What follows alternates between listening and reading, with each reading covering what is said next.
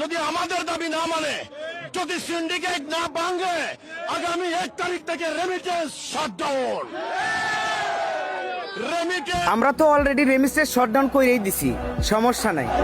খেলা হবে প্রবাস থেকে রেমিটেন্স দিয়ে, দেখি আমাদেরকে কে কে বাধা দিতে আসে। তবে একটা আফসোস কি জানেন, দেশের সকল বিপদে প্রবাসীরা সামনে গিয়ে দাঁড়ায়, কিন্তু আজকে এই সময় দাঁড়িয়ে দেশ থেকে কোনো কন্টেন্ট ক্রিয়েটর এই প্রবাসীদের নিয়ে একটা ভিডিও আপলোড করলো না। এটা হচ্ছে প্রবাসীদের সব থেকে বড় আফসোস।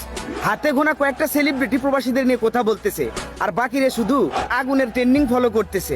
তো তাদের উদ্দেশ্যে বলতে চাই, আজকে আমাদের বিপদের সময় তোমাদেরকে পাশে পাইলাম না, কোনো একদিন তোমাদেরও সময় আসবে, সেদিন প্রবাসীরা তোমাদের শুধু জুতো দিয়ে সম্মাননা জানাবে।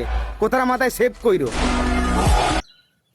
আসলে কি ভাই, আমি এরকম বড় কোনো কন্টেন্ট ক্রিয়েটর নয়, সাধারণ টুকিটাকি ভিডিও বানাই।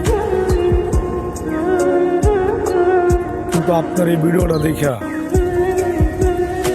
আমি আর ভিডিও না বানায় পারলাম না। আপনার অনেক ভিডিও আমি দেখি, আপনার আর অনেক ভিডিও দেখি।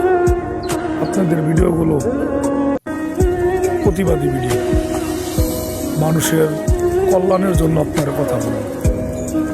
আসলে আপনারা প্রবাসে থাকেন, আপনারা অনেক কষ্ট করেন, এই দেশের মানুষের জন্য আপনারা সবসময় চিন্তা করেন।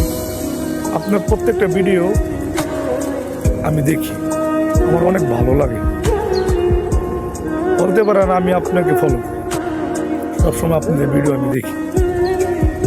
আসলে কি ভাই জানেন, এই জাতির জন্য আপনারা যদি আপনাদের কলিজাটাও দিয়ে দেন না ভাই, এই জাতি আপনাদের মনে রাখবে।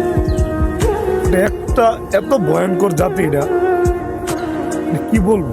এই জাতির জন্য আপনার কলিজাটা, আপনাদের প্রবাসীরা যারা আছেন ভাইয়েরা, আপনারা তো অনেক সম্মানী, আপনাদের অনেক সম্মান করি। আপনারা রেমিটেন্স যোদ্ধা, আপনারা এই দেশের জন্য একটা অন্যরকম মর্যাদা লোক। আপনারা এদের জন্য, এই দেশের লোকের জন্য যদি আপনারা জীবনও দিয়ে দেন, কলিজাও বোনা বেড়ে খাওয়াই দেন, তারপরও এদের কৃতজ্ঞতা আপনারা স্বীকার পাইবেন না, এদের কাছ থেকে কোনো ভালো কিছু পাইবেন না। এরা আসলে উপকারের প্রতিদান দিতে জানে না। এরা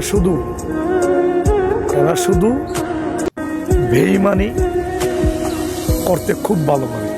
এরা বেঈমানি ছাড়া এই দুনিয়াতে আর কিছুই পারে না। কিন্তু ভাই আপনাদের প্রতি আমাদের অন্তর থেকে ভালোবাসা রইল, আমাদের মতো সাধারণ মানুষের। আপনাদের মধ্যে সারা জীবন ভালোবাসা থাকবে। আপনাদেরকে সেলুট ভাই, আপনাদেরকে সেলুট।